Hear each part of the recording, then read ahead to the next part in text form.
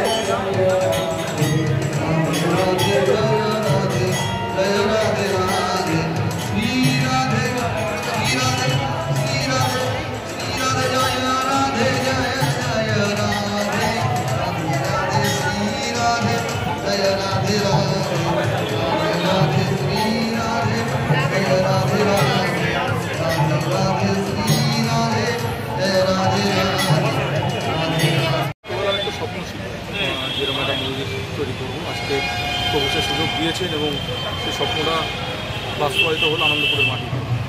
প্রভু ইতিমধ্যেই চলে এসেছে, কাল রাত 3:30টার সময় প্রাণ প্রতিষ্ঠা হয়েছে। আজকেও সারাদিন ধরে যজ্ঞ চলবে এবং মানুষের জন্য আমরা এই মন্দিরের পর্যায়ে আজকে থেকে শুরু করছি। এবং এখানে ভগবান পূজিত হবে নীলমাধব রূপে। এখানে সুভদ্রা এবং বলরাম থাকবেন না, শুধুমাত্র জগন্নাথ দেব নীলমাধব রূপে।